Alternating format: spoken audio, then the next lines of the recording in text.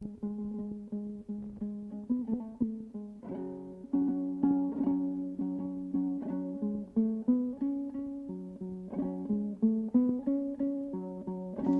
Тұрғынбекұлы, Қазақстан Республикасының еңбек сіңірген қайраткері, халықаралық Алаш сыйлығының лауреаты, республикалық Махамбет сыйлығының иегері. Сонымен қатар қаламы жүйрік журналист, жалынды публицист, дарынды драматург, қоғам қайраткері. Серік Тұрғынбекұлының шығармашылығында репрессия тақырыбы ерекше орын алады. Ақынның Әлиханға, Ахметке, Міржақыпқа, Сәкенге, Ілиясқа, Бейімбетке арналған өлеңдері сұлу сөзден өрілген, мәрмәр тастан салынған ескерткіштер іспеттес. Әлихан Бөкейханов, Ахмет Байтұрсынов, Міржақып Дулатов, Сәкен Сейфуллин, Ілияс Жансүгіров, Бейімбет Майлин. Ісінен, еңбегінен дәріс алды, өзі қояр сер дәріс алды. Атыпты әкесінің құны бардай, біреді сол кезегі кәрі шалды. Еңселі, еңкеймеген емендейін, халқына күнде жолдап кемел тұр. Кей кезде төрелігін ұстап кетсе, тұрмайды ол әстетімен сенейді. Түрменің, түнегінің қапасының талайын көрді Қайранбек асылып. Ауызына түскенде айнымайды баяғы Абылайхан атасы. Көтерген кеудесіне ақыл жүгі, табарсың қайдан сөзі татымды. Ойында Абылайхан алғырлығы, ойында Кенесары батырлығы. Жаралған армандардан, мұраттардан, шешілмей жүрегінде сұрақ қалған. Абайды алғаш рет оқығанда, ақынға басын иіп құлап қалған. Еркін жыр, еркін қиял, еркін арман, семсердей әр сөзінде серті қалған. Танымын, тағылымын қайда таңда, жанының абай сөзі дерті. Тағдыры айнытпаған қатал жолдар, ықылым не бір заман жаһандардан, білімін бойға түгел жинаса да, сырласы, мұңдасы да ахат. Толса да, тұла бойы инабатқа, зауқы жоқ дос жоранын жинамаққа, адамзат баласынан опа таппай, отырған абақты емес үйғамақта. Ханыс пен әлекенде дерек көпті, қосылмай басқаларға бөлек кетті. Тұрғанда дар алдында, қазақ үшін өлуім дәл осылай келді. Қайран аха өзінмен сырласайын, мауқымды бір басайын, бұл тастан жарқ етіп шыға елген, құшағымды өзіндей күнге ашайын.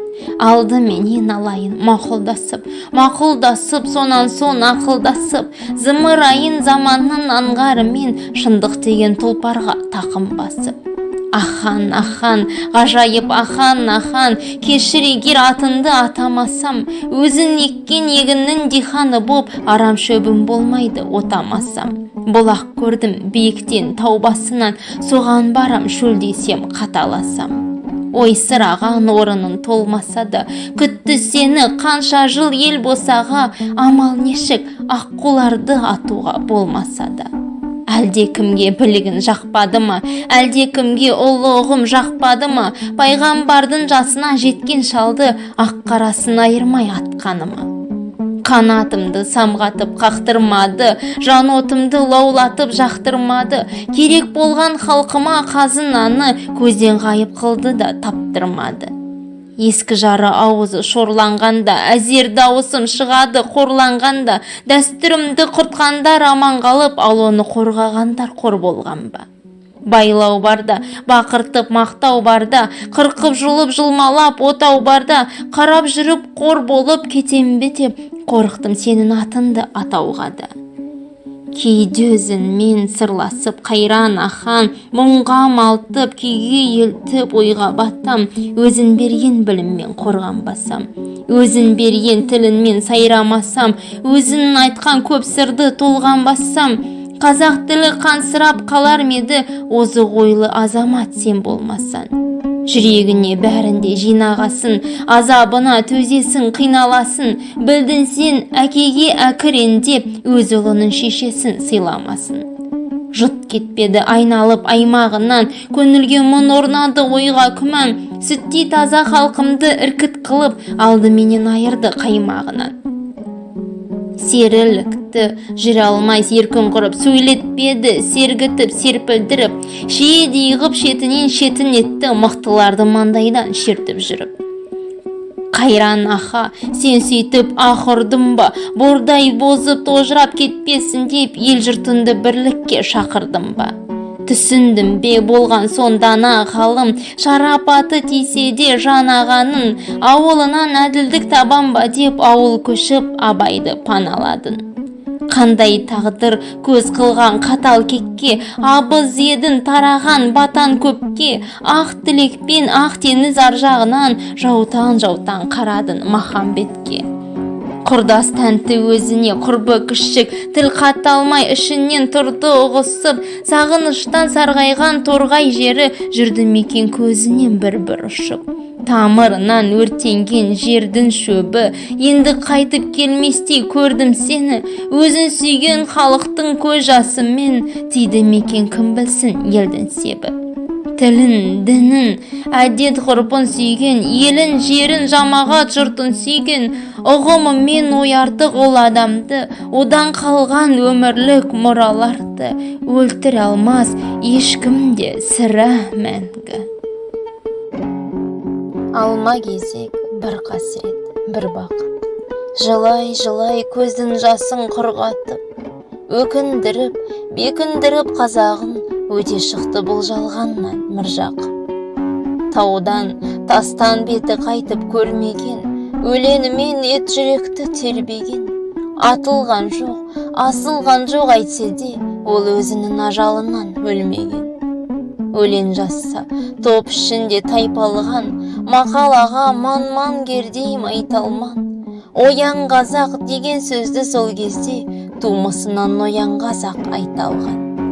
Тіршіліктің көп татпаған балынан, тұлпар уақыт ұстатпапты жалынан.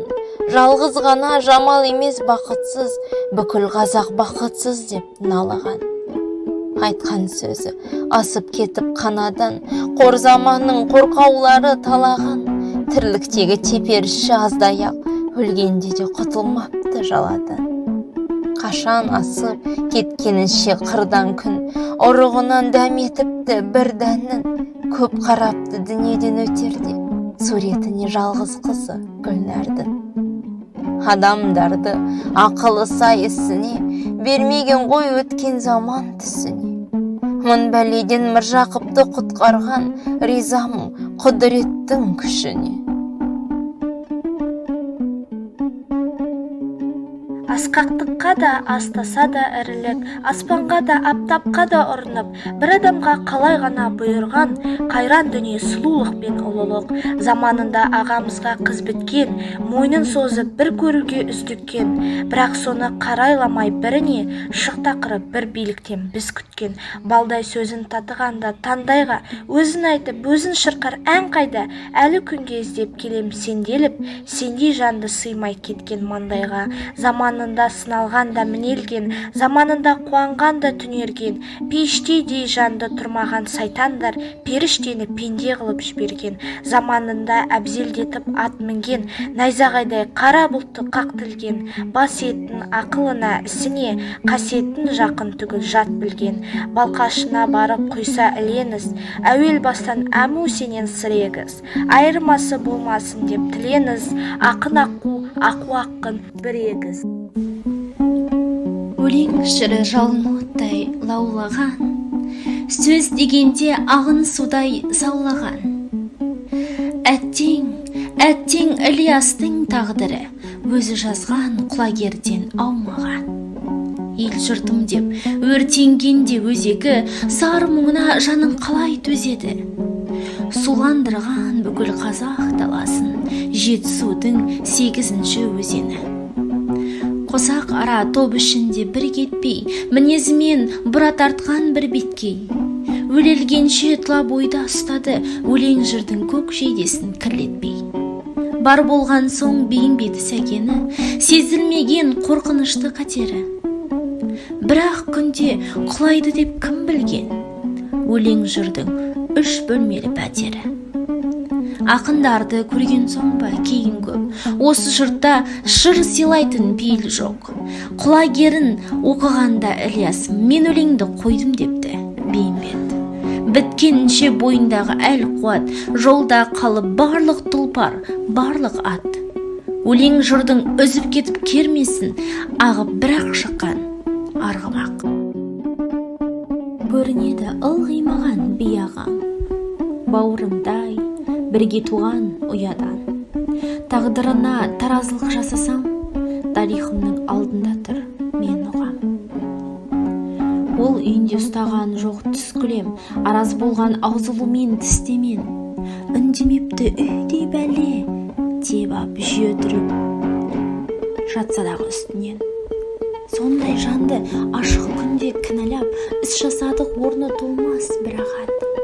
Осы меді өмірдегі өнеге, осы меді ұрпақтарға ұлағат. Талантыны тартпақтамай, күндемей, қолдың ұшын берді соған кім керек? Ажал менмін, алам сені дегенде, еріп жүре берген шығар үндемей. Соңғы сөзін айталмаған ақ көкем, қабырғаңа қандай қайғы батты екен. Бәлеменен, дәнеменен ісі жоқ, адал жанды қандай адам атты екен. Қайран аға, құлан таза күнәдан, қасіреттің құдығына құлаған. Елестейді бейімбеттің бейнесі, адал болса, мұң болса бір адам.